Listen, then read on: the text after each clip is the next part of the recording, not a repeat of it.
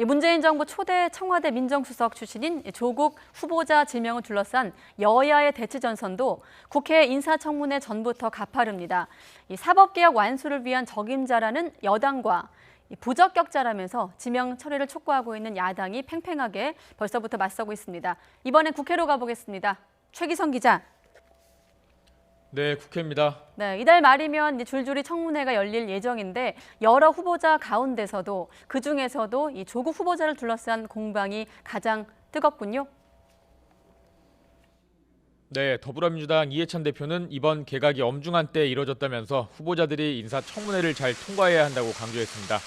이 대표는 그러면서 인사청문회에서 장관 후보자별로 잘 대응할 수 있도록 상임위원회를 잘 운영해 달라고도 당부했습니다. 이번 청문회를 잘 통과를 해야 하반기 국정 운영이 순조롭게 이루어질 수가 있습니다. 반면 자유한국당 황교안 대표는 이명박 정부 시절 당시 야당이던 민주당이 민정수석의 법무부 장관행을 비판하지 않았었냐고 지적했습니다. 황 대표는 특히 조 후보자가 과거 반국가 조직인 산호맹 사건에 연루돼 실형까지 선고받은 전력을 언급하며 법무부 장관으로서 자격이 없다고 질타했습니다. 국가 선복을 꿈꾸는 조직에 몸담았던 사람이 법무부 장관에 앉는 것이 도대체 말이 되는 이야기입니까? 바른미래당 손학규 대표 역시 조 후보자가 민정수석 당시 SNS 발언 등을 통해 국민 편가르기를 했다며 지명 철회해야 한다고 촉구했습니다. 자, 그리고 오전엔 민주평화당 소속 비당권파 의원들 집단 탈당을 선언했는데 이렇게 되면 당 현역 의원이 줄면서 원내 4당 지위를 잃게 됐군요. 네, 대한정치연대란 이름으로 활동했던 의원 10명은 평화당이 창당 이후 1년 반 동안 국민 기대에 제대로 부응하지 못했다면서 탈당 이유를 밝혔습니다.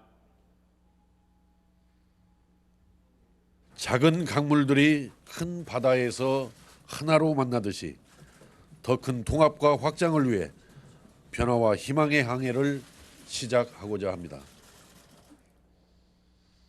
비당권파인 대한정치연대와 정동영 대표가 속한 당권파는 대표직 사퇴 등을 둘러싸고 여러 번 만났지만 끝내 이견을 좁히지 못했습니다.